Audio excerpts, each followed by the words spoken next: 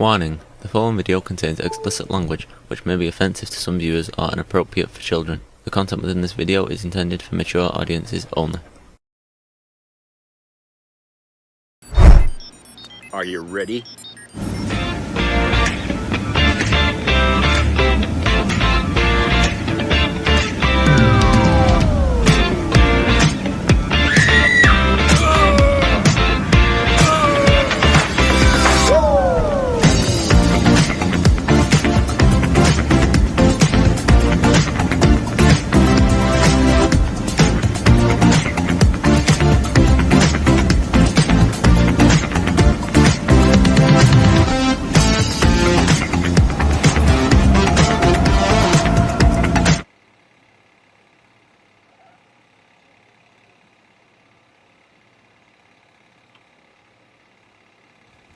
Hey everybody, it's Jeff.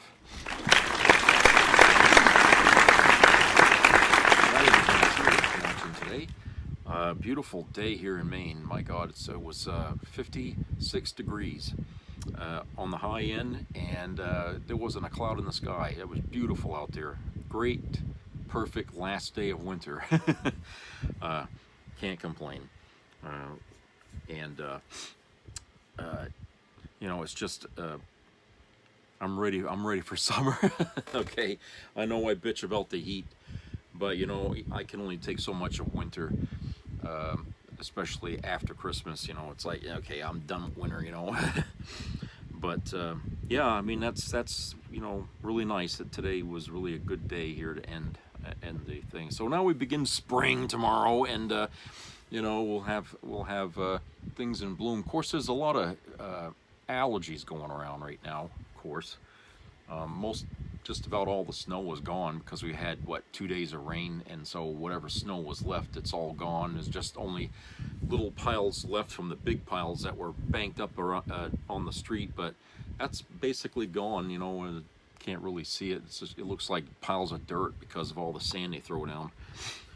But it's nice, and the only thing about it when the snow's all gone is you see all the garbage. It's amazing how much garbage ends up thrown in the snow during the winter, and you don't see it till when it's all melted, and it's a fucking mess. I mean, there's little bottles everywhere, and cups laying there, and bottle caps over here, and Jesus, people are such pigs, you know, when it comes to wintertime. I hate that. Litter. I hate litter, you know. Anyway, got a couple of videos. And the first one is from Meaty's Touch, and they're going to be talking about, you know, how the press, or not the press, but the White House is coming out and telling people that, oh, Musk is not the one in charge of Doge, it's Amy Gleason. Like anyone even knows who the fuck that is. Before, it was nobody's in charge of Doge because no one would admit Musk was in charge, and people suggest, well, is this Amy Gleason the one? And they wouldn't even acknowledge that, but now they are. And it's only because so much heat's coming down on Musk and everything that he's associated with, that I think they just want to take it away from him and put Amy Gleason's name on Doge instead. But it's not going to change what's been going on. It's not going to change. It's just now she's going to be the lightning rod that's going to take all the hits. So how long that lasts, I don't know. But anyone who associates themselves with Trump, guess what? They always get burned. So let's go to that video here, and we'll talk about that on the other side. State regime media known as Fox is at it again, and the propaganda they're pushing is they want their audience to remember Elon Musk isn't the real person running Doge. It's Amy Gleason. Play this clip. Don't blame Elon Musk anymore. It's Amy Gleason. She is in charge of Doge. She didn't even know she was in charge. She She's said she was in charge. Vacation. She says she was in charge, and she doesn't have to check with Elon Musk on anything. No. Amy Gleason. Typical Amy. Judge. Really? You want us to believe it's someone who we've never heard of before? It's Amy Gleason who's been doing this. By the way, the fact that Amy Gleason is just accepting the role as the fall person, it's not going to end well for Amy Gleason. Let me just predict that. Then one of the other things that Fox was pushing is that, look, Congress doesn't have the ability to actually handle matters relating to the budget. You need the oligarchs and the billionaires to deal with it. Politicians can't handle it. Play this clip. Things I think is important. You can't have politicians cut the budget. It's impossible. Amen. They have too much stake in the game.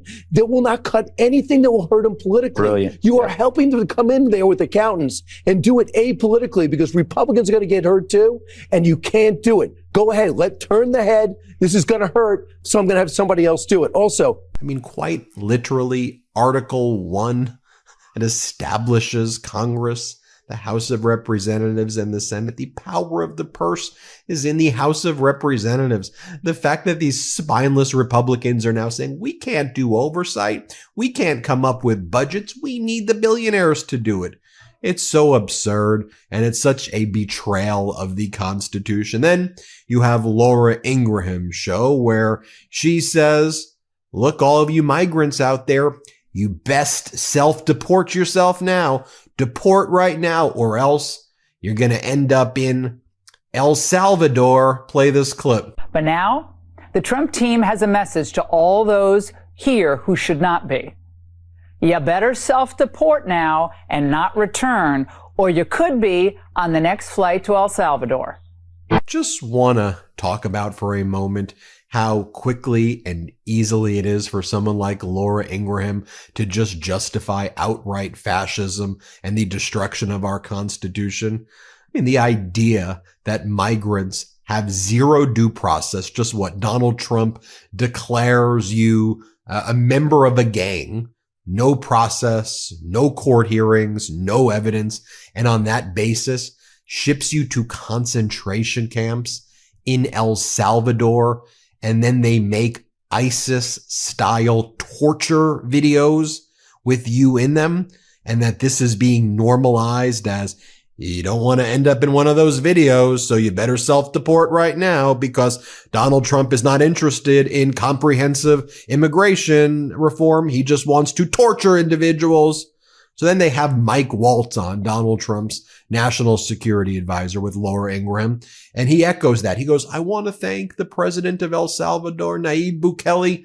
Thank you for making the torture videos. Thank you. This is what we needed.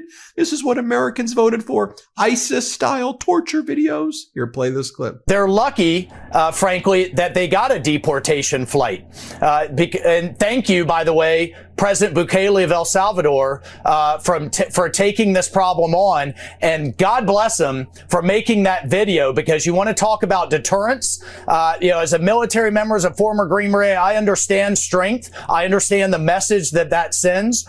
And that video is deterrence. And that sends a message to everybody out there who would, one, behave like they do, two, treat their victims like they do, but three, come into the United States and treat American citizens like they do. This is the fate that you will face. And by the way, I'm not going to play the full video, but the official White House accounts have been blasting this video. And as I said, it's an ISIS-style video, in my opinion. Caroline Levitt goes, this is what the American people voted for. They voted for this. I'll just show you a small portion of the video. Play this clip.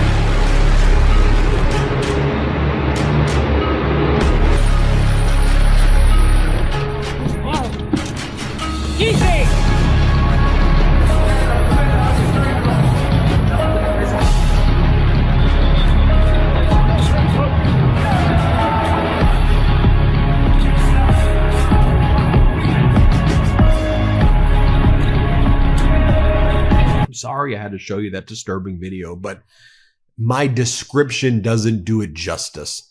And if that video doesn't make you sick, then I don't know what to tell you. Now, let me be very clear about my position.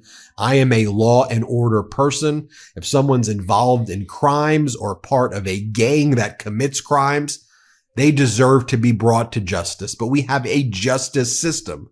And in our justice system, evidence needs to be presented against people. And then if they commit crimes and evidence is presented and they're found guilty with a presumption of innocence, they go to jail. And if the evidence shows that they're guilty and dangerous, they should be held in prison without bail. I'm fine with that. But we don't just send people to El Salvador into concentration camps. And it should be noted as well that a number of lawyers for the individuals who were sent to El Salvador are saying that Their clients were not members of gangs. They had tattoos, but their tattoos weren't gang symbols, that they were going through a lawful asylum process. But that won't stop Fox and all the right-wing propaganda for saying, oh, these are terrorists. These are enemy combatants in some made-up war that Donald Trump divined. It's so ridiculous. Caroline Levitt then goes on Fox and talks about the end of the ceasefire in Gaza. Well, that was very quickly. It took former President Biden a long time to negotiate that ceasefire, which Trump and Netanyahu were, frankly, stopping from happening earlier. And now Donald Trump has been unable to keep that ceasefire in place. And now war is back and raging in Gaza. Play this clip.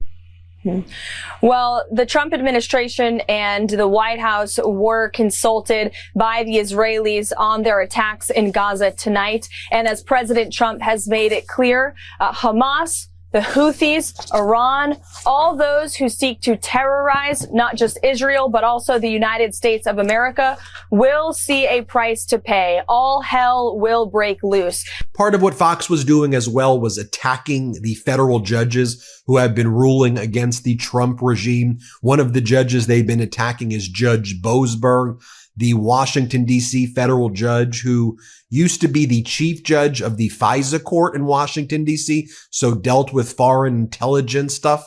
And he's now the chief judge in Washington, D.C., but the Trump regime is attacking him simply because he imposed an order blocking the Trump regime from sending migrants to concentration camps in El Salvador without further assessment of the facts. But the Trump regime has violated that order, in my opinion. Play this clip of Caroline Levitt attacking the judge. And so we have, unfortunately, Sean, a judicial branch that has gotten so out of control. You have single judges in single cities in lower courts trying to determine the way in which the president handles foreign relations. They cannot be allowed to do that. If we live in a country where the will of the American people is subverted by a single judge in a single court, we no longer live in a democracy. And so this. Then you have the other propagandist in the Trump regime, Alina Habba, and Alina Habba also attacks the judges.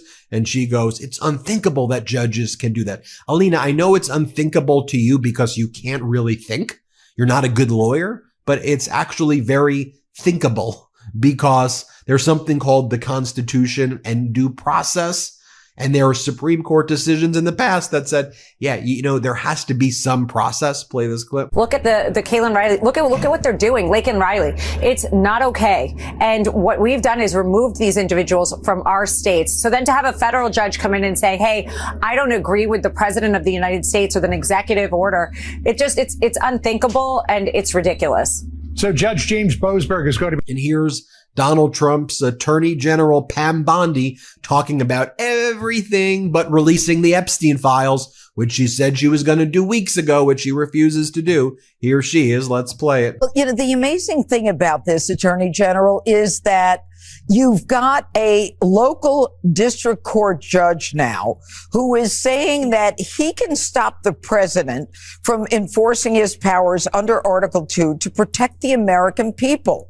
Number one, will his order, this temporary restraining order on the Alien Enemies Act, will that be, respected going forward? And where does he get this power to stop the president engaging in national security and foreign policy? Well, that's it. He's attempting to meddle in national security and foreign affairs, and he can't do it. What he's done is an intrusion on the president's authority. You know, this one federal judge, again, thinks he can control foreign policy for the entire country, and he cannot. And right now we're evaluating our options. Okay, so the administration may continue doing these flights? Absolutely. These are foreign terrorists. The president has identified them and designated them as such, and we will continue to follow the Alien Enemies Act. Okay. Thank God for Jessica Tarlov on Fox, by the way. Here she sets Judge Jeanine, I don't even call her Judge, Jeanine Pirro straight. Play this clip. Case. Funny you should mention that. No, there is a good reason that everybody is saying, alleged members and suspected members, because these people, as Dana said, have not gotten their due process. And there's an immigration attorney who has been posting about her client who was supposed to show up in court on Thursday, has been disappeared since then, is allegedly on this plane, and this person what was he is here. supposed to show up in court for? What, he had a legitimate asylum claim. He had tattoos. Legitimate asylum. It's not legitimate until a judge says it's legitimate. But if you make it so that that person can't see a judge, then you're denying them their due process. I don't know if I buy What it. Trump is essentially saying is that the asylum system, as we know it, is done. That you can show up here and you're fleeing from persecution in Venezuela, for instance, and you don't get your day in court. So if that's what it is moving forward, then just say that. Be honest. But Tom you know, the Hogan. asylum system has been gamed. Sure, it is completely exploited by criminals. Most don't even show up, and most don't get approval. You can throw whatever you want at the wall. I'm still going to finish what I'm saying. That's no, just it is. facts. No, but it isn't facts. We Because should build a wall. They're illegal. They don't belong here in the first place. If they weren't invited. Then just be honest and say it's not about getting criminals out. It's about getting everyone out who is here illegally. That we can pick up anyone. And that's not Whoopi Goldberg or Joy Behar. Obviously, they're not getting You do deported. the worst first. That's what we're doing. But why is this person? See, one person. No, but this is the first flight. Why can't you just wait to let everyone get processed? So you agree? Yes, it's the first flight I of will give you this. deportations of this I'm going to give you this, Jessica. I'm so glad you agree with what's being done. You just have a problem with how it's being done. So we're making progress. Right. I would say this. They've been. You see, Janine, there's actually a process. People come in for asylum. They can have their applications, accepted or denied. Just imagine someone comes for asylum and they have a tattoo. And their tattoo isn't a gang symbol, but Tom Homan and Caroline Levitt and Alina Habba and people like Judge Pirro say to these individuals, we think your tattoo makes you an enemy combatant. So they take the person seeking asylum and then they get sent to El Salvador, where they get put in concentration camps, never to be heard from ever again by any family member. Now, as I said, if there are terrorists, if there are bad guys, do impose the justice on the bad guys. But there's a constitution. We're the United States of America, damn it. We're not ISIS. I know that Trump wants to be like ISIS and the Taliban, and he wants to be like Kim Jong-un. And I know he wants to impose that type of dictatorial crap. That's not the America. That's not our character. It's Trump's character. It's MAGA's character, I guess.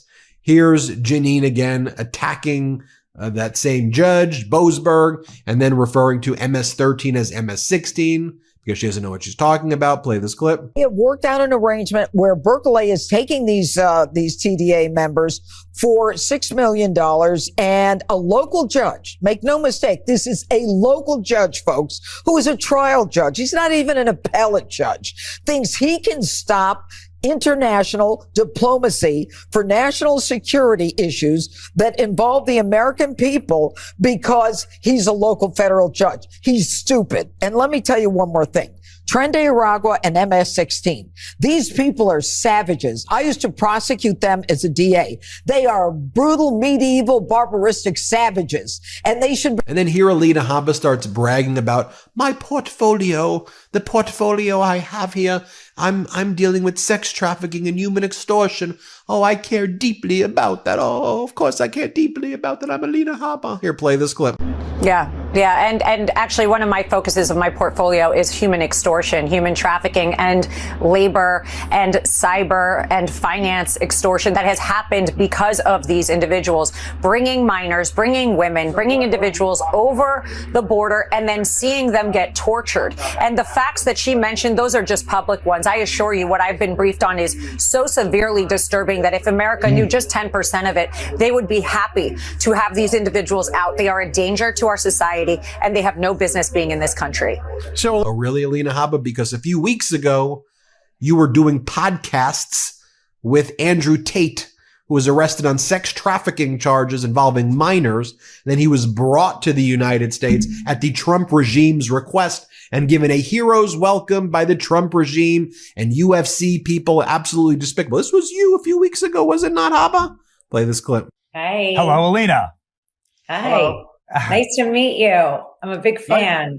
Well, nice to meet you. I'm a fan. You're the one saving Trump. You're doing more important work than me. America, not just Trump. And I agree with everything you just said.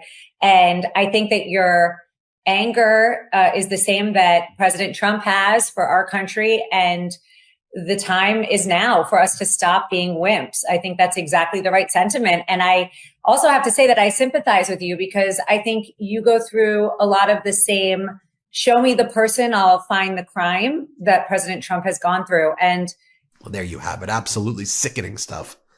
State regime, media, Fox, ridiculous. Ridiculous. Hit subscribe. Let's get to 5 million subscribers. Yeah, God. You know, what can I say?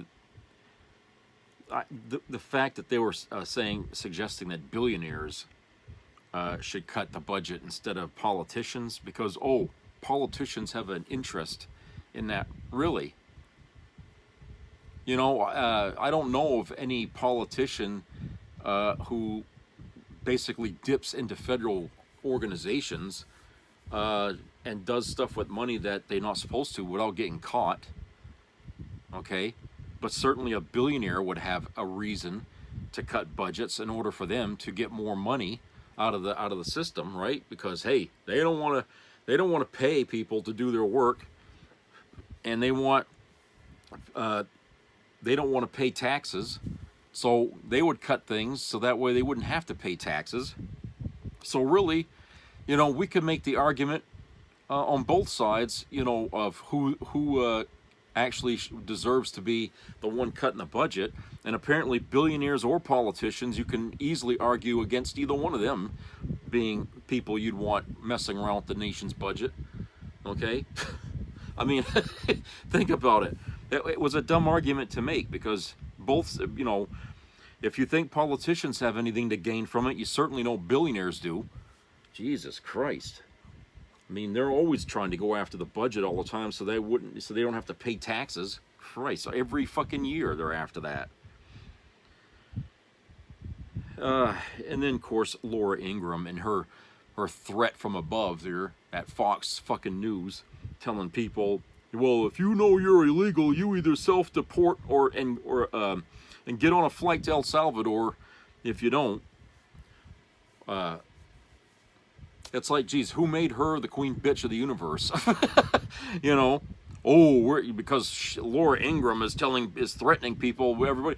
You know, fuck Laura Ingraham, fuck Fox News, and fuck the fucking goddamn horse she rode in on. Okay, I don't give a shit what Laura Ingraham says, you know, in support of what Donald Trump wants to have done. Okay, if she wants to attach her name to a criminal, a rapist, and all that, that's her fucking business.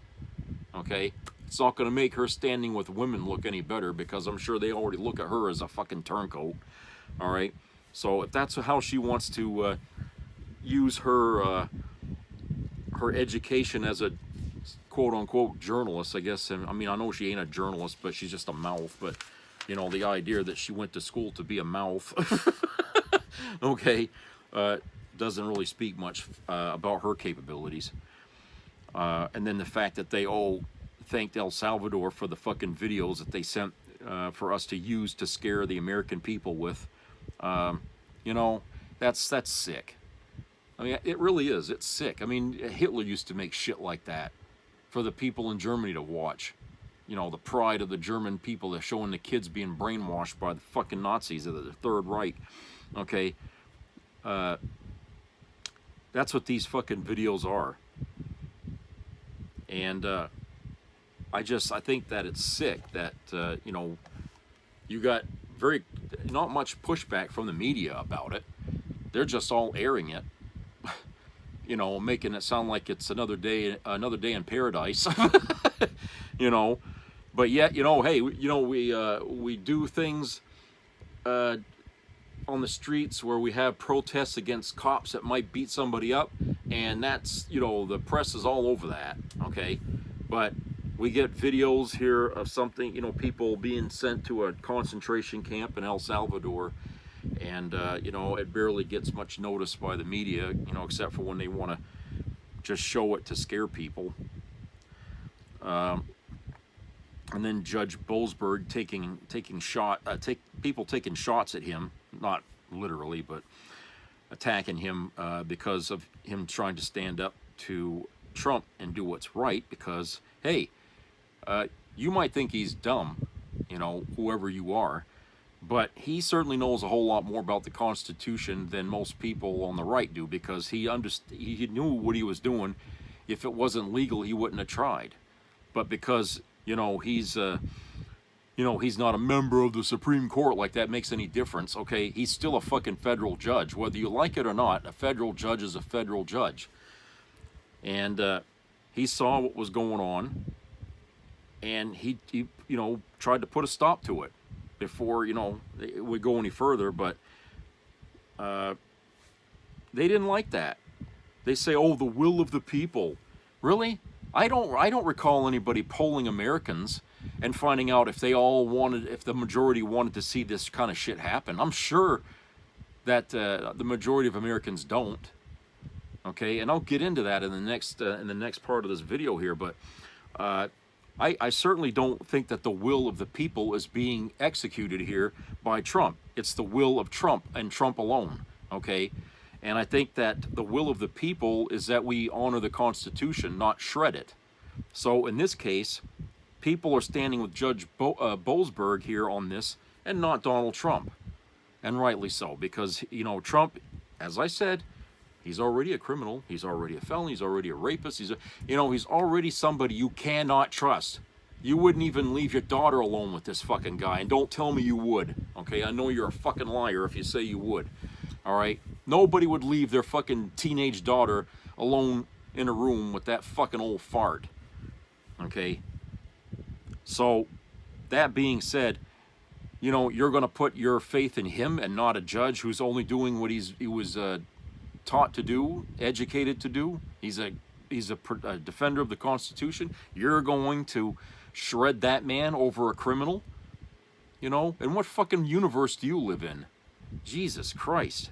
Talk about people being brainwashed. You know, you have to have evidence in this country to condemn a person to life in prison, to condemn a person to the death penalty for those states that do that. And, you know, people just don't willfully pick somebody and say, oh, well, you look like a criminal, so you're going to get the death penalty. That's not the way we do things here in America. That might be the way Trump would like to do things in America, but that's not the way it's been. And I'm pretty sure that most people that's ever sat on a jury did not decide their innocence or guilt of someone based on how they looked. Okay? They wanted to hear the evidence. They wanted to hear the testimony. We call that due process.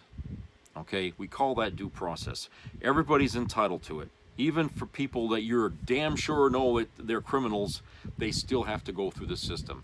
And, you know, if that wasn't the case, there wouldn't be so many goddamn TV shows on the air talking about, oh, Cole case, and oh, this case, and this was, you know, and talking about things like, you know, Susan Smith, and, you know, and what's her face there? I can't remember her name, but, you know, that crazy bitch here that killed her daughter. Jodi Arias and all them others. I mean, every one of these people had due process, even though all of America was saying condemn, you know. No, we still have to go to court. Okay, O.J. Simpson, we still have to go to court, even though a lot of white supremacists wanted to see him hang. Okay, even though I still say he was guilty.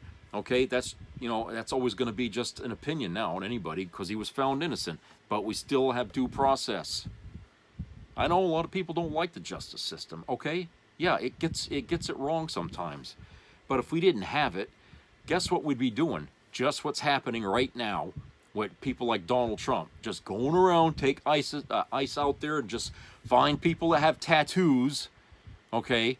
Call them enemy combatants, and we'll chuck them on an airplane and send them to El Salvador. If we didn't have what we got now, that's what we would have. Do you think that would make you feel comfortable? Sleep at night. One day you get a knock on your door, and somebody throws a piece of paper in front of you, says, okay, we got it, we're taking you in. You're an enemy combatant. Okay? whatever the fuck that means in a country where that's not at war with anybody, okay, you know, or at least not with Venezuela, okay. We might be in Yemen. Technically, we're not at war with them, but you know, we're bombing the shit out of them. So apparently, you know, it's a de facto state of war. But the thing of it is that, you know, when you ignore the process of things, it takes away the righteousness of it. Okay, you can't stand on a pedestal or on a high ground doing things when what you're doing is not sanctioned. It's not allowed. It's against the law. It's against the rules of how we do things. There's no high ground there with that. And so all these self-righteous pricks on Fox News that are going on there saying, I don't care what this judge says, and you know, okay, you stand on a high ground that you're not even sure is high ground, because for one thing, you're standing on top of the Constitution, you know, and wiping your feet on it, because Constitution says you can't do that. And if you're such a high person, you know, who respects America, then you would respect the Constitution and what it's designed for us to follow. But they won't do it, okay? They won't fucking do it. And Trump made sure he found people who would go along with that, you know. He has to reach into the past. Alien Enemies Act from 1790 something there. Jeez, I mean, Christ. I mean, when you've got to reach way back into a time where before things were corrected in this country to dig up something that frankly nobody would ever dust off the shelf, you know, and look at, and he's doing that just to find some way to get around the law. You know it's wrong, okay? You know what he's doing is wrong if he has to do that. Any fucking lawyer, any judge would tell you the same thing, okay? They're digging way into the past where things were not perfect, and a lot of things we don't still do today. He's reaching way back into an era there that doesn't really apply to today, and he's trying to use that as a flimsy excuse for him to circumvent due process and just go out there with his army of idiots and round people up. I mean, they were showing a guy, a member of ICE. He was wearing a Captain America t-shirt. Okay, he was wearing a Captain America t-shirt, and he was detaining him and another guy was detaining somebody. ICE was, and I'm thinking, hello. If somebody was driving a fucking ordinary car, and they had some kind of light on the dashboard, and they pulled you over, and he gets out of the car wearing a Star Trek uniform, okay, and he pretends that he's a cop, would you fucking listen to anything he said to you without showing you a fucking badge or anything like that? Of course you wouldn't. I see it all the time. People even question a person who is dressed like a cop, asking him to do things, and they you know, hey, I want your badge number, I want this. Why is ICE doing this way? Why are they going around trying to disguise themselves like ordinary people? Okay, if they have a job to do, they need to be in fucking uniform to do it. Okay, this is not about, you know, ambushing people or surprise and attack. Okay, you know, shock and awe.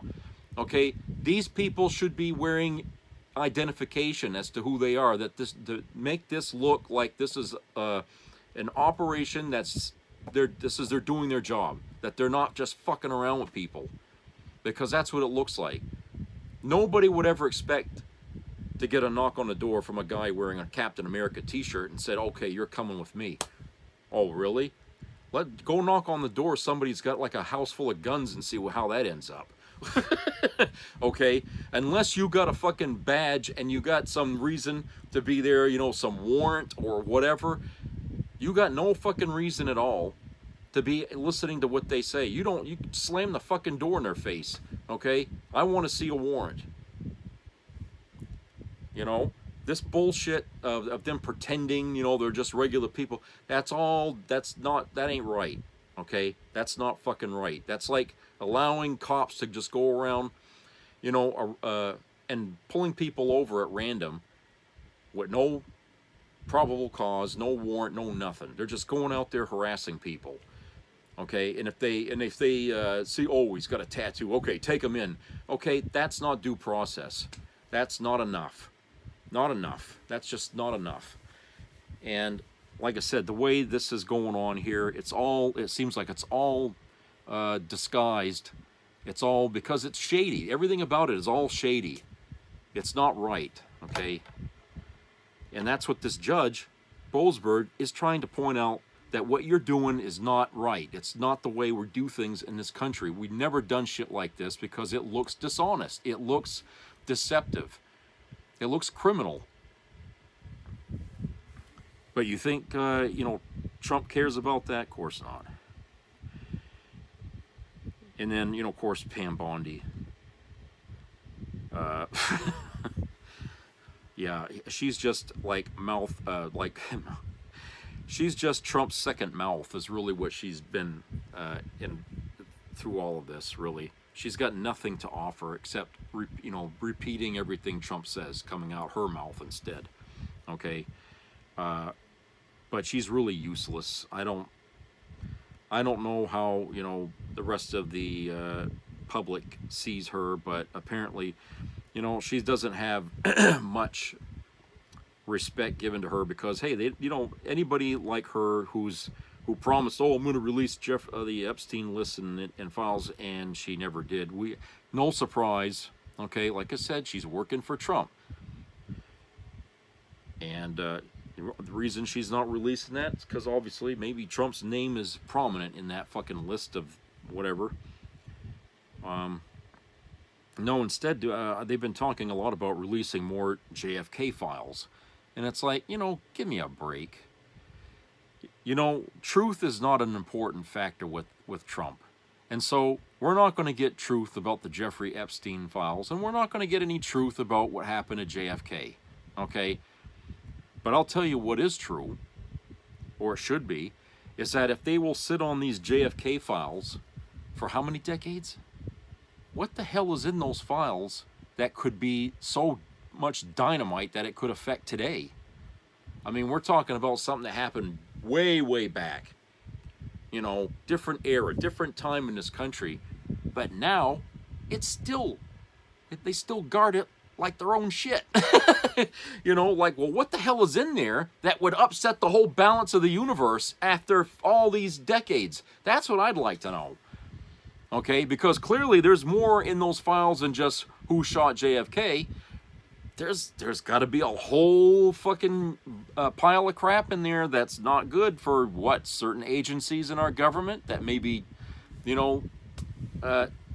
makes them criminals, like the FBI or the CIA. I mean, it probably puts a very bad light on it, but why would somebody care after all this time to hide all this information?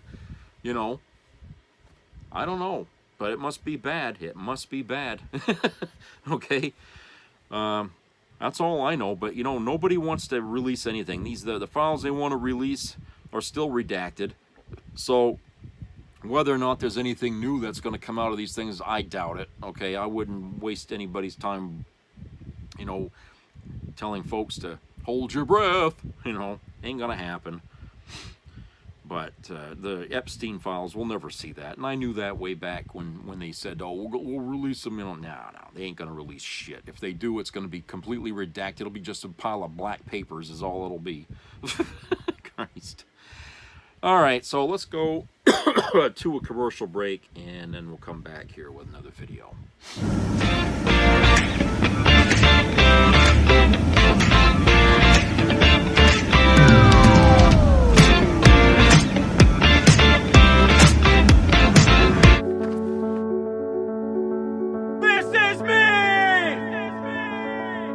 I'm Alex Curtis. I'm a lobsterman in Maine, and this is me. I'm Roxy Sugar, and this is me. I'm Eric Hopkins. I'm an artist, and this is me. This is me. Me. This is me. This is me. At the end of the journey, the main thing is you, original. Feel my heart is so confused.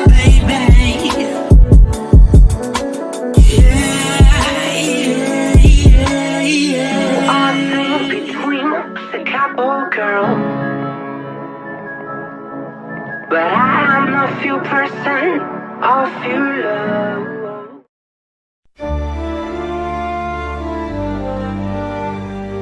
The 10 Commandments.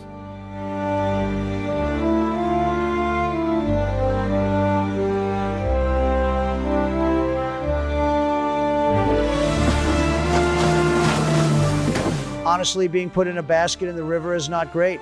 If this thing tips over, I would rather be eaten by a Nile eel than drowned like some loser. Yours was the face I saw above my cradle. But look at that face. Yuck. Hey, what are you doing, Mommy? I can taste the river. You are the only mother I have ever known, but I have a journey I must make. First class, of course.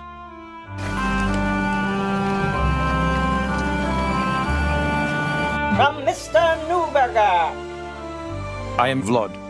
Is that a burning tiki torch talking to me? Look, there are very fine people who use those. Sorry for dramatics. We filmed Russia Survivor today. No one survived. Oh, hi, Vlad. You know, I was on Burnett's other show, The Apprentice. It's on Amazon now, because I told Bezos I would shut down his company otherwise. The guy has a pretty wife. Maybe I will order her to my home. A film of biblical proportions. MAGA shall be ruled by my laws, not by the will of CNN. Sorry, but the media's ours. What's left of it? We're gonna need more ketchup. Let my people doge. I already gave you the cloture vote for your CR. Quite frankly, I have nothing left to give. By the way, I told everyone you weren't Jewish. I'm building an AI Moses. It'll tweet commandments 24/7. Totally free speech, except for advertisers. We don't need AI Moses or 24/7's commandments. I'm gonna go up that big mountain again and tell everybody my Don Commandments. Coming through. You Jews are taking all the Egyptian jobs. Excuse me. Oh, great. Another ramp, just what I need. You know, these pyramids could really use an escalator. With an all-star cast. Easy, horsey. Easy. Behold the golden Cybertruck. I picked this one out for you, Don. You can pay me or whatever.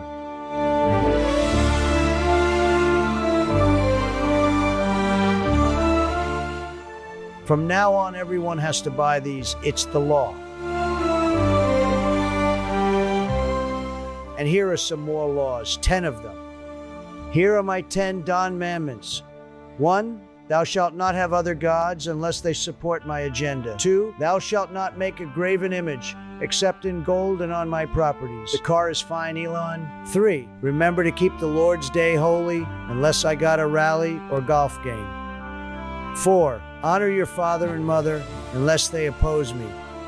Then screw them. 5, thou shalt not commit adultery unless it's with a porn star and can be concealed. 6, thou shalt not murder unless Epstein knows things, but that was suicide. 7, thou shalt not steal unless it's intellectual property or ideas from rivals. 8, thou shalt not bear false witness except when it's convenient for discrediting enemies. 9, thou shalt not covet your neighbor's goods unless they are Canada and should be the 51st state. I've had just about enough of this And 10, thou shalt not covet your neighbor's wife unless she's a beauty queen and I can boast about it. The 10 Commandments. With the strength of my mighty small hands, I will part this canal. And by part, I mean part it from you. It's mine now, so let it be written, so let it be done. And not with AutoPen. I really hate that sad loser, Mr. Newberger. Who, me? I can't get hard, not even with the blue pills. Will the salt trick work for me? All right, pay attention. If you're over 35 and not as firm as you should be, or if you're popping the champagne a little too early, I highly recommend the salt trick. In just 20 seconds, you can prepare this drink, and your anaconda will stand tall for hours, almost immediately. This homemade salt tonic has been used for years by Brahmin bull breeders in India to help them stay firm and mate with up to 20 females at once. But a few years ago, this trick fell into the hands of the adult film industry, and since then, This little secret has been used by adult actors instead of the little blue pill. That's because it works in just minutes, flushing out flaccid toxins from your body that make your buddy shrink and fail when it matters most. It may sound crazy, but this drink is 6 times more powerful than any pill from the pharmacy, and because it's natural, it has no side effects. And if you haven't heard about it yet, it's the company behind the little blue pill, starting with P, that censors anyone who talks about this cheap, homemade solution. That way, they continue raking in billions every year from the suffering of millions of men just like you. But I'm putting an end to that right now. I'm releasing the short video that shows how to prepare and use the salt trick. Back then, this video was sold for $47, or they would have taken it down immediately. But so you can start the year off right. I'm leaving this video free for the next 3 hours. In the video, it shows step by step how to prepare this 20-second trick today and leave your wife with limp legs tonight. Just click the button that's appearing somewhere in this video to watch. If a page opens, it means the video is still available, and this might be your only chance to toss the little blue pill in the trash and learn how to make this homemade, safe recipe that's 6 times more powerful than the pharmacy pill. But I should warn you, this video contains some pretty hot scenes, and it also shows an African green tonic used by tribes in North Africa to grow their tool to the point of outgrowing all their underwear. Do not use if you're already too big or satisfied with your size, and also how to eliminate the flaccid toxins that are sabotaging your hardness and shrinking your little guy like a turtle. Watch with headphones on. As I mentioned, the video is uncensored and shows exactly how this trick works to make your buddy rock hard. So click the link below and watch while it's still available. Hello, Daniel Caldwell. This is the VA Crisis Response Hotline. We're calling to inform you that your emergency request for in-person counseling for PTSD has been denied. To stop fraud, waste, and abuse, these services will be replaced by VetCare AI, powered by Grok, an X company. President Trump and Doge Chairman Musk, thank you for your service and being part of our efforts to eliminate waste. Have a nice day. Press 1 to repeat this message. Press 2 to return to main menu. Press 3 to leave a message, and an AI operator will call you back if your problem is deemed unwasteful. Goodbye.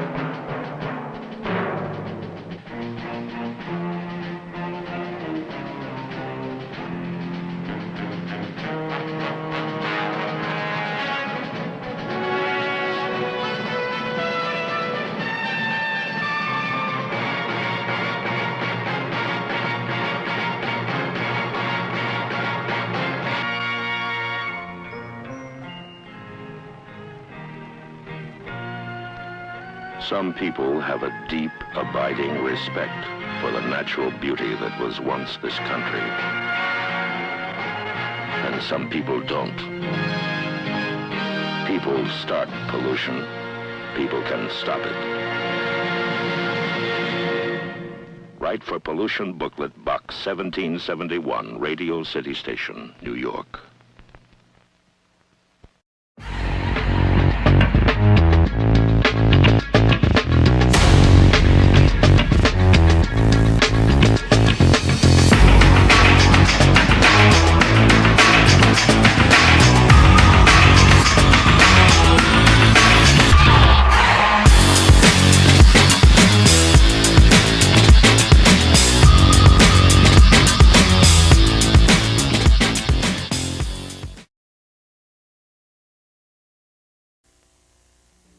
Be a part of the entertainment value of a lifetime.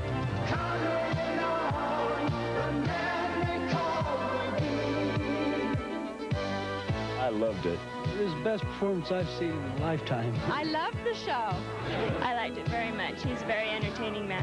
It's well worth the money.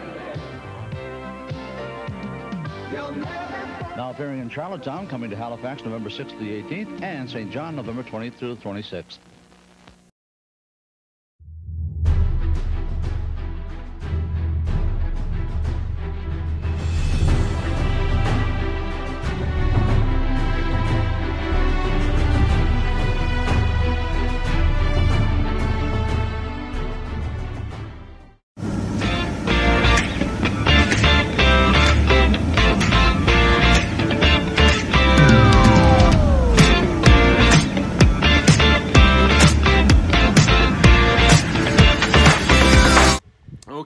back, everybody.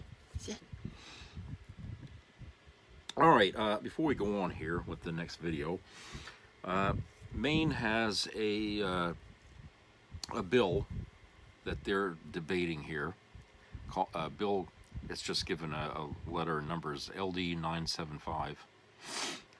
And it's a bill to repeal laws that allow abortion and to criminalize abortion.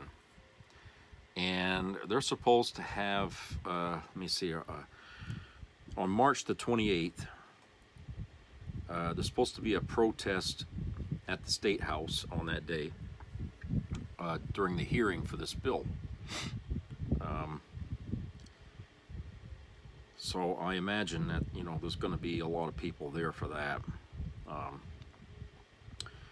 There's been almost at least there's been a protest at the House once a week, you know, for different, and each one is for a different issue, and it's all related to what Trump is trying to do here. Okay, so we've had protests more than I've ever seen in Maine at the State House since Trump got his ass put back in the White House.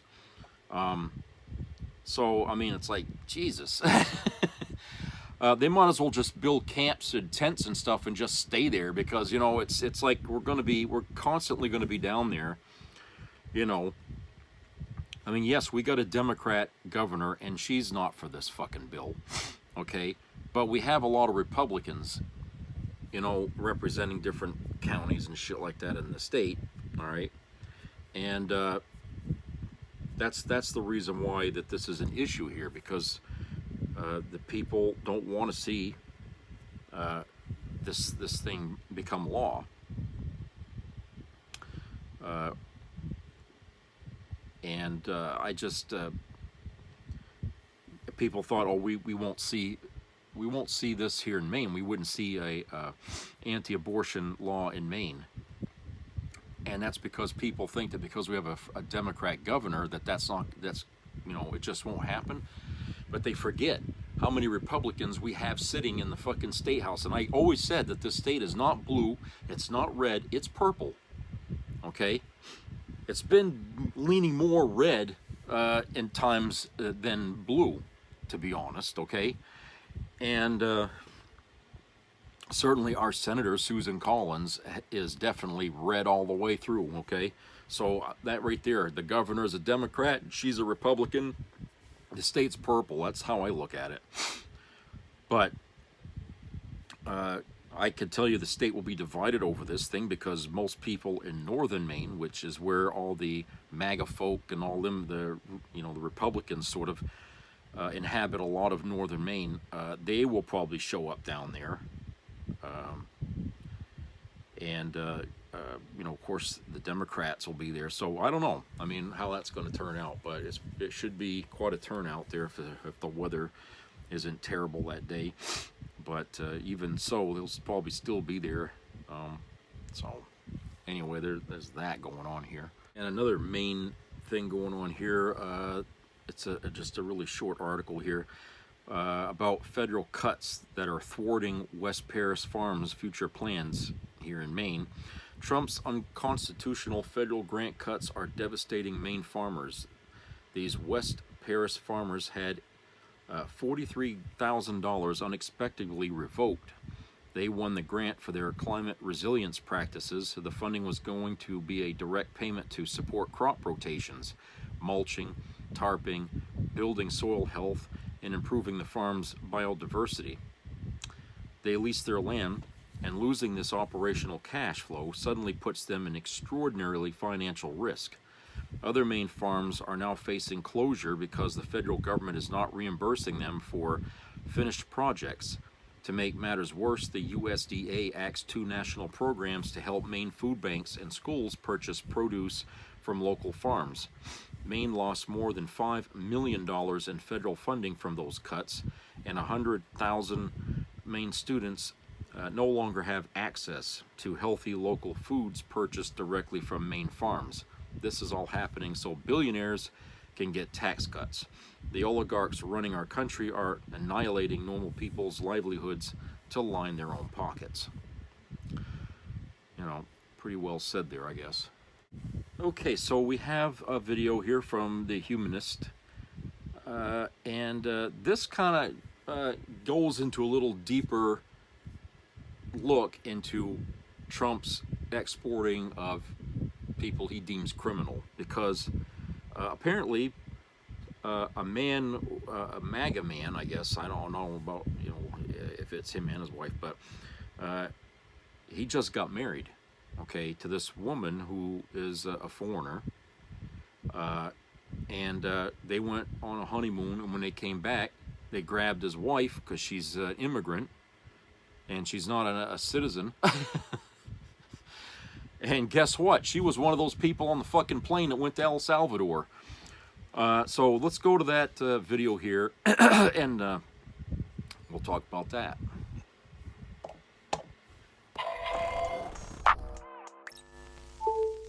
When Trump was campaigning on mass deportation, he never specifically said that he'd only target criminals. He did, however, say that he would target them first, but it was always clear that he intended on expelling all undocumented immigrants, and even talked about expelling some legal ones, because by his logic, all undocumented immigrants were definitionally criminals since they were here illegally. The problem with this line of thinking, however, is that most undocumented immigrants don't hop the border contrary to popular belief. They come here legally and overstay their visas, which is a civil violation, not a criminal offense. Therefore, they are not criminals.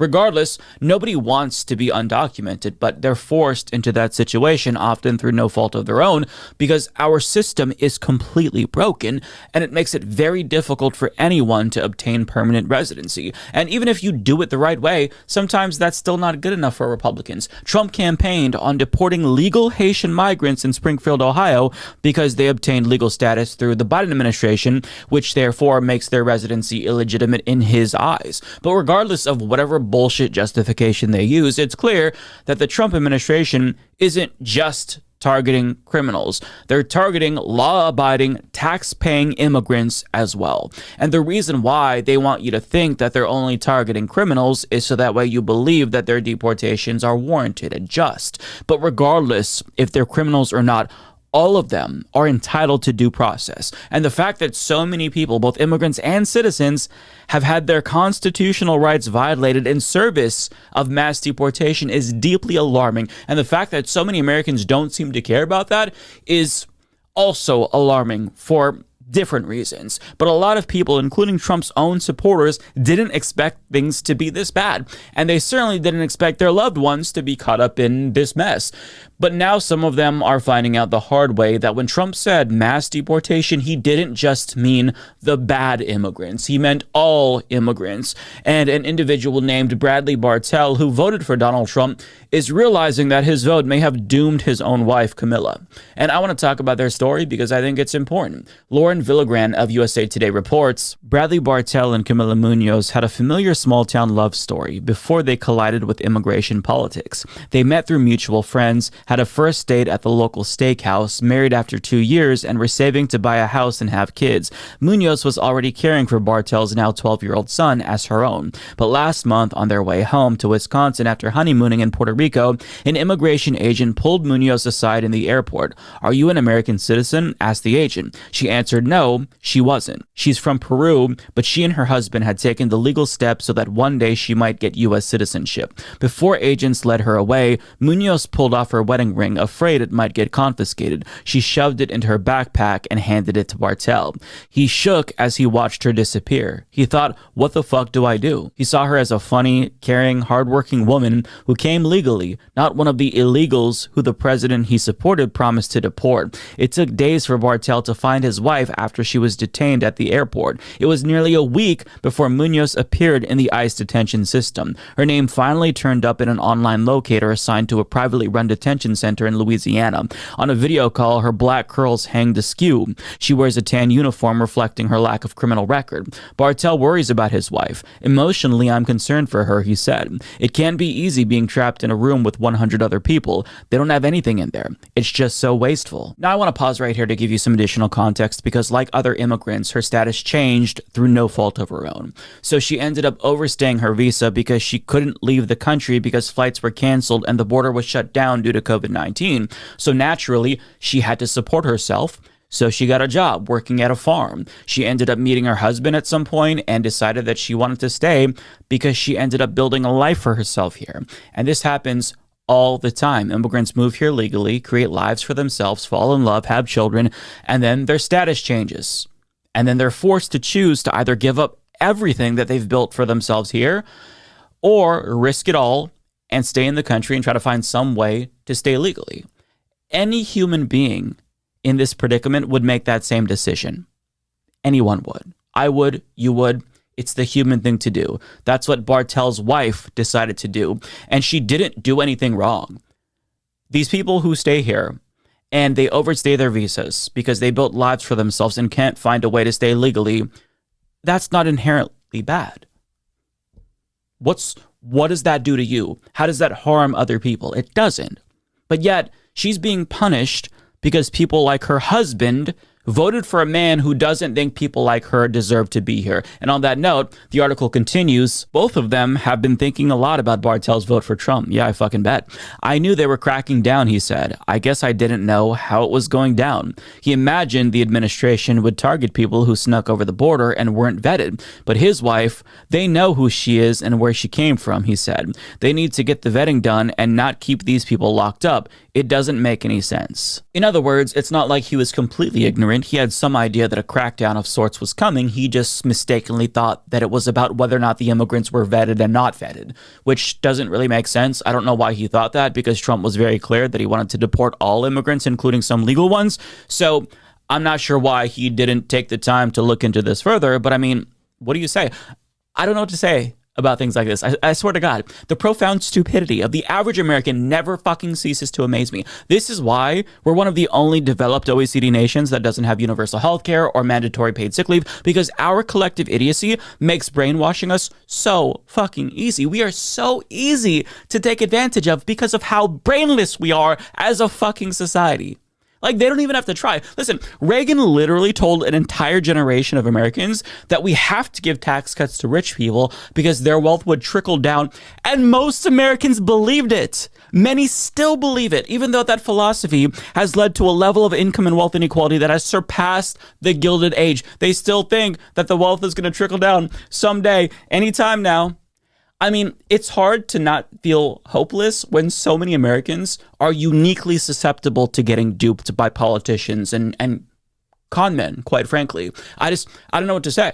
And when it comes to immigration personally, you know, if I wasn't sure whether or not a xenophobic presidential candidate's mass deportation policy would affect someone that I love, I probably would just sit that election out. Is that so hard to do?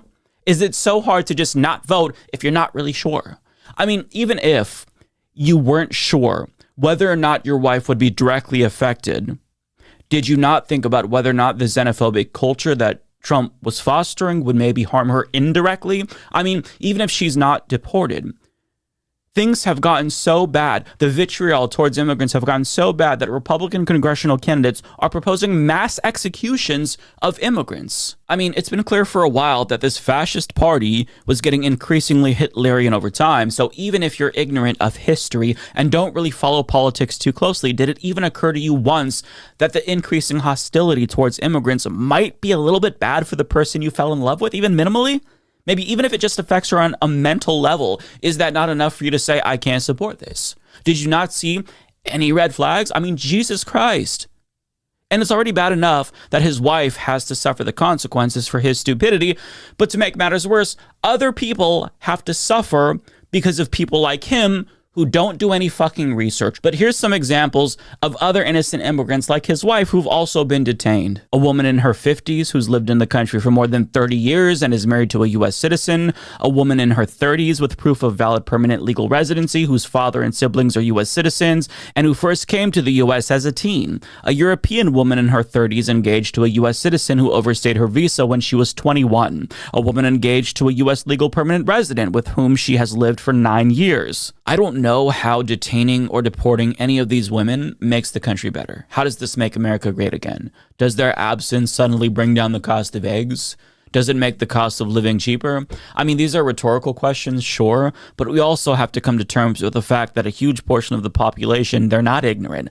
They would happily doom themselves to perpetual economic austerity just to fuck over immigrants and marginalized people, because America isn't just plagued by stupidity, it's also plagued by cruelty and a deep, deep racism and xenophobia that we've never gotten rid of. It's always been there, but there are certain times where it's more implicit as opposed to explicit, but now it's bubbling up to the top, and all of the problems of society are being blamed on immigrants and trans people and DEI, and I just feel like if your bullshit detector doesn't go off and you just accept that, oh, the immigrants are the problem when people at the top are making record profits, when CEOs are buying their 7th mansion and 4th yachts, the fact that you blame people with no money and no power, I mean, I just kind of feel like you're kind of dumb if you just accept that and you don't question that narrative at all. And part of the problem with mass deportation in particular is that you can't pull something like that off unless you violate human rights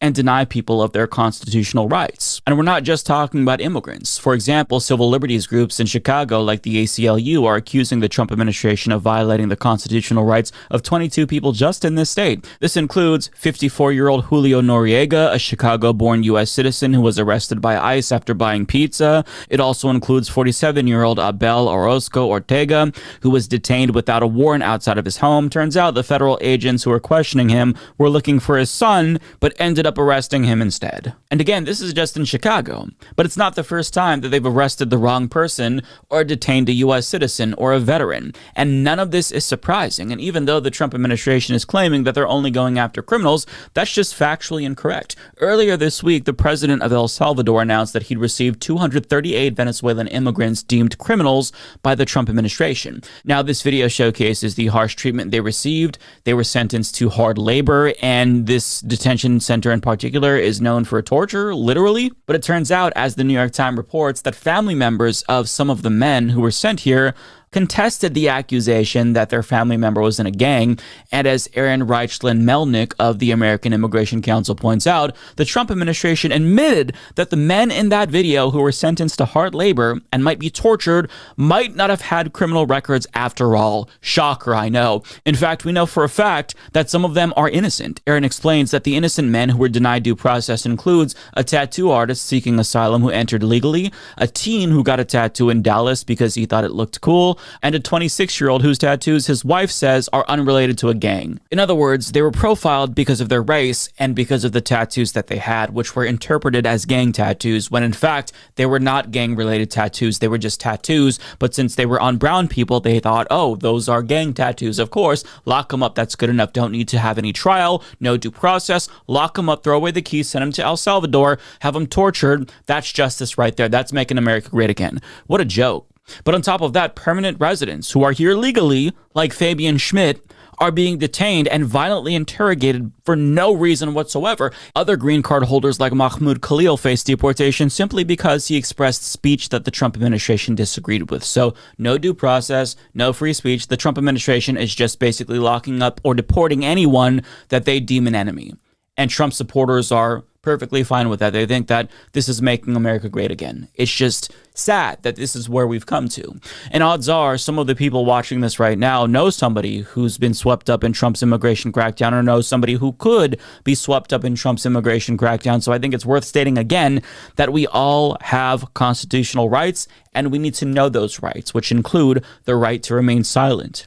You don't have to sign anything if ICE asks you to. You can request a warrant if they ask to search you. Constitutional protections apply to all of us, regardless of citizenship status. And even though the Trump administration has no regard for the rule of law, you will still make their jobs more difficult if you and the people in your community are informed about your rights. And as much as it feels cathartic to bitch and moan about people like Bartell who helped unleash this bullshit on the country, the fact of the matter is that we can't undo the past. He can't take back his vote even if he wanted to. And all of the people like him are going to have to learn the hard way that actions have consequences, unfortunately. And people that they love who don't deserve this are going to suffer because of what they did. But the best that we can do is protect people in our lives and communities and just try to do the best that we can to survive as things continue to get worse. We have to make do with what we have now, and it's not a great situation, but we can't just cower in fear. We have to live our lives, and informing people that we love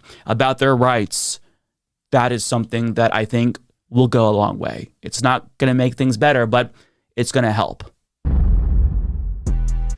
All right, so you see why Boasberg was trying to put a stop to this shit? Okay? It's because of a problem like this happening. Okay? If due process was still being followed, this wouldn't have happened. Okay? This would not have happened this way. And, you know, he can't be stupid if he cares about the Constitution. The people who are stupid are those who want to shit and wipe their ass with it. Okay, that's the ones who are stupid.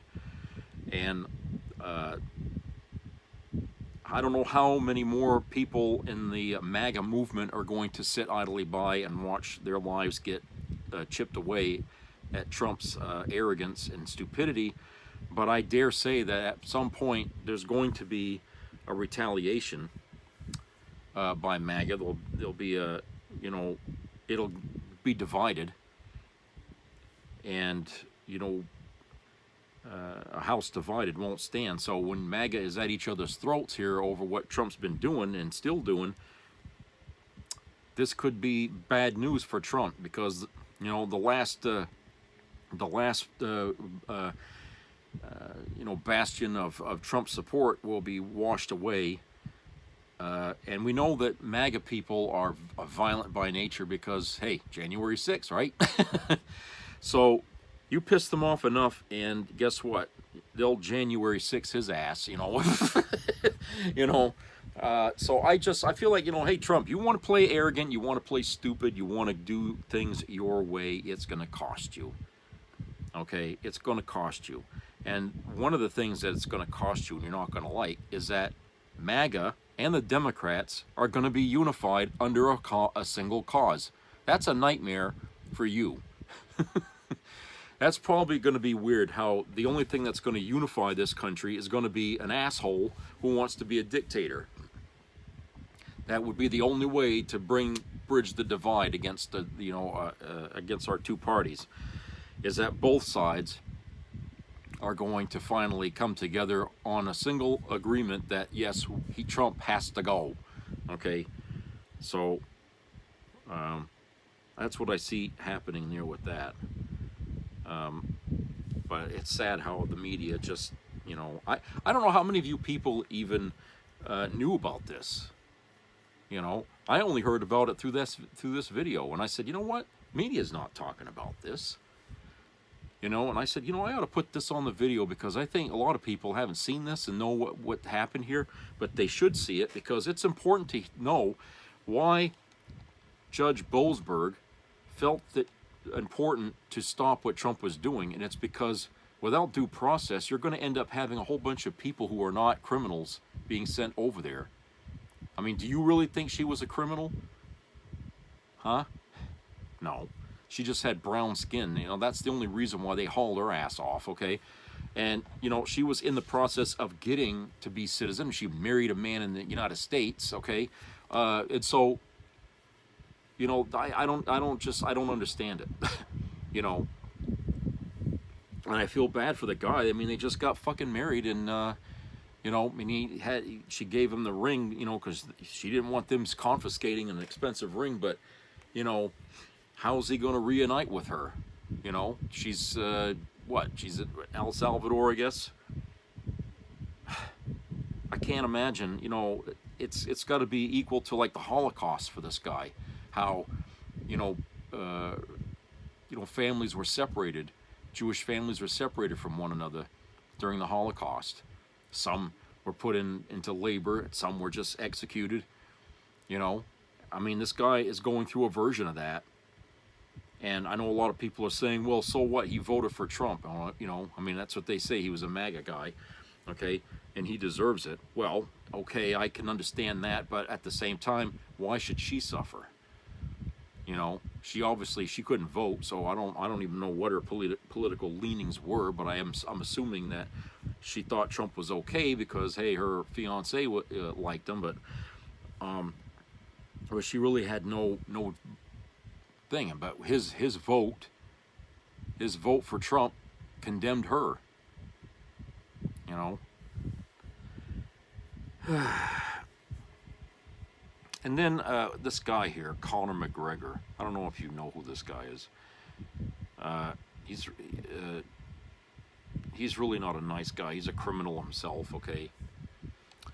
He said, Dublin has turned from one of Europe's safest cities to one of Europe's most dangerous ones in just 10 years due to mass immigration, okay? He's obviously a Trump guy there.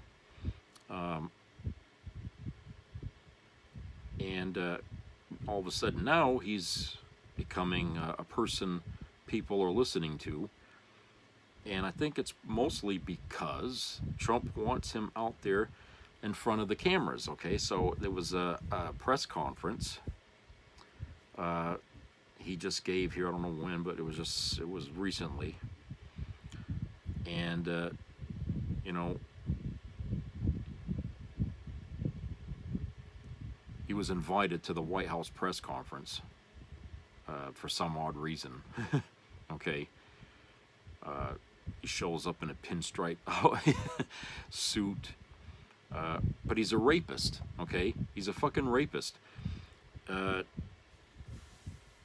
And, you know, somebody had wrote, you know, honest to God, as an Irish person, we honestly would love to find somewhere for McGregor to immigrate to permanently, but no other country would have him, and we don't blame them. And this guy's being asked about immigration and trade, and it's like, people are like, well, who the hell is this guy? You know, we know he's got a bad rep, you know, and he's got a criminal history, but why is he speaking on behalf of the administration, you know? I thought they had Pam Bondi or Carolyn, whatever her name is, doing that for him. But no, this other guy comes out of the woodwork here and gets the camera, you know? It's like, you know, who the hell else is going to speak for the administration? You know, Christ, we got Ted Bundy or somebody like him, Christ. You know, why does this guy surround himself with criminals, I wonder, huh? People never ask that. And, you know, again, with Israel and Gaza back at it again because the ceasefire ended. And Ukraine at war still with Russia. Grocery prices are still climbing. Stock market crashing. A $4 trillion budget deficit proposed. Trade war with our closest allies. Hundreds of innocent people proven guilty in concentration camps without due process. They're just deemed guilty. We were warned. Kamala warned us, you know, what this guy was up to. Tried to tell us, look, Project 2025, go there, read it. Nobody would do it. And it's like someone had said, I can't remember who, but, you know, people don't do anything until problems land on their fucking doorsteps. And they're right. People won't do anything. You know, we talk about learning from history, and yet we don't. We try to enlighten everybody to read your history so you won't repeat it, but we don't. It's like, well, why bother saying that if you're just going to condemn yourself to constantly making the same mistakes? So, you know, when people, you know, and I'm talking about even a recent one where we had Trump as president already, and we didn't learn from that. We were turned around and voted him back in there after the miserable job he did in his Trump 1.0. But Trump 2.0 is turning out to be worse. And we haven't even, you know, he's been 7 weeks in as president, and he's already done worse, I feel, than he did in the 4 years he was president the first time. I think he's learned some things about how to be more hated, to be more mean-spirited, and learning how to circumvent the law, because he's probably got a lot of people there telling him how you can get around this and get around that and jam up the courts and, you know, cause infighting. This is how he plans on spending his time as president this time around, is that it doesn't matter who's going to control Congress or the Senate. He's still going to play that same game all the way to the end. Okay? That's what he's going to do. So he couldn't, you know, he damn near destroyed the country the first time. I think he's going to do it this time, though. I think he's going to do it this time. I mean, think about it. When was the last time he ever succeeded at anything? He had casinos, he had businesses, and every one of them fucking things tanked. Went bankrupt 6 times. He's going to bankrupt the country, so that's going to make it 7, right? You know? But, yeah, I mean, that's kind of where we are right now as a country. Not good. Not good at all. Smokey, will you stop it? And then I see this thing here about from $500 to $5,000, millennials are watching their monthly student loan payments skyrocket under Trump and panicking on TikTok.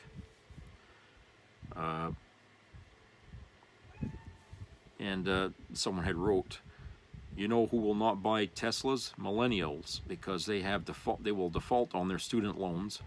In fact, they won't be buying homes or appliances or anything you'd want a well-educated, high-paid workforce to buy. That is another leg being added to this recession. It's a big one, too, since new businesses are generated off the high-educated career professionals. I mean, it seems like they don't want anyone to buy anything. I mean, if that's the case, then how does this help the wealthy in this country who own everything, right?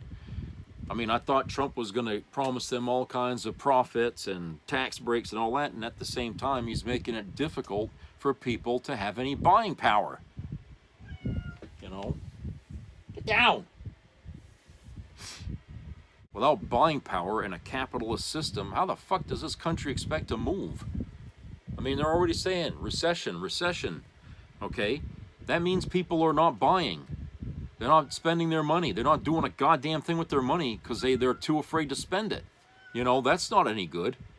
So people need to understand that, you know, Trump, you know, you might be clapping and applauding things Trump is doing, but, you know, think about what he's doing. Follow the logic. Okay? Your jobs are on the fucking line. He's already canned a whole bunch of federal workers out there. I mean, he's done it so bad, the federal workers that are still working think that, hey, the American public don't like us. I was confronted with that 2 days ago at the clinic, saying, I didn't know that so many Americans hated federal workers. And I'm saying, no, they don't hate federal workers. What they hate, you know, is the DMV, Social Security Office, the Unemployment Department. These are the things that people are familiar with. But for a veteran, we see other federal workers, people who do things that are good. But most of America, or I'm not going to say most, but a lot of people in America, their experience with federal workers is on the negative side, the places they don't want to go. Okay, because there's wait times, there's sometimes nasty people working there. I've seen it. Okay, so that's how people think about a federal worker. You know, the IRS, the DMV, you know, all these people that, you know, make it difficult for us to get things done. That's what they think about. But there's a whole lot of other federal workers out there that do a lot of good things for this country, but unfortunately, they feel like, hey, they don't like us. And I say, no, it's Trump. This is about Trump. He's taking the anger of the few, and he's doing these things and hoping that, you know, that's going to appease, you know, a part of the country by getting rid of all these folks. I mean, plus it's all about, you know, cutting the budget so that way they can give more of it to the wealthy when they give them tax breaks again at the end of the year. It's about, you know, cutting all those corners. It's Trump that doesn't like the federal workers.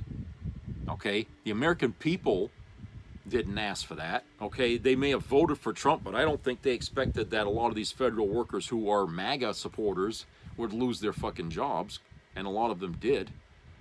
Okay, that's not what they wanted. But like I said, you got people who do good work for the government, and they feel like they're not nobody gives a shit about them. Okay, and it's like, well, people have to learn. You take something away from them, then they're gonna miss it. All right, they're gonna miss it.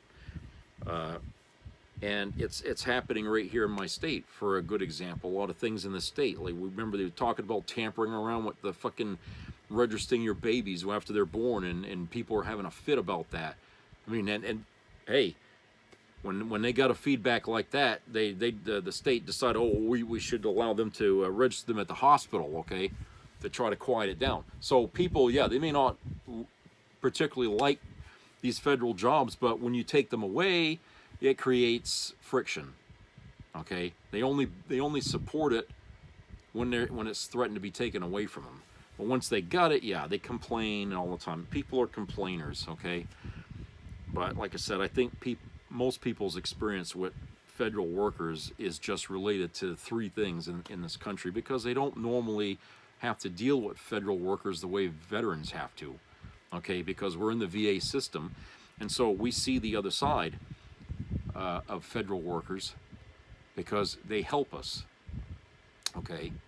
They help us, and you know, people think that's, you know, they don't even see that as federal workers, but they are, okay? Federal workers are also those who work in the VA system, you know, and when you're talking about cutting federal workers, you're cutting into that too. So, like I said, the government doesn't work like a scalpel, it's a bludgeon. You want them to do things, it affects everybody across the entire political spectrum, not just one group of people. You make cuts in the budget, and it affects everybody. You got to understand that. You can't legislate, you know, by nitpicking every little thing. Okay, you can't do that. A law can't work if it has to be like that. So, anyway. So I guess that's it for today, and I hope everybody has a great rest of the week. Tomorrow's Thursday, okay. So subscribe, comment, and share, and keep your ears open for health issues out there. I know, like I said, there's lots of allergies going around, so, you know, stock up on some meds there for your allergies. And, you know, treat each other fine out there, you know, be nice, be kind, you know, be a community, be American, or at least the way America was. Try to be American. Try to live up to the ideals that we all want to hang on to, that Trump's trying to take away from us. I'll talk to you guys later.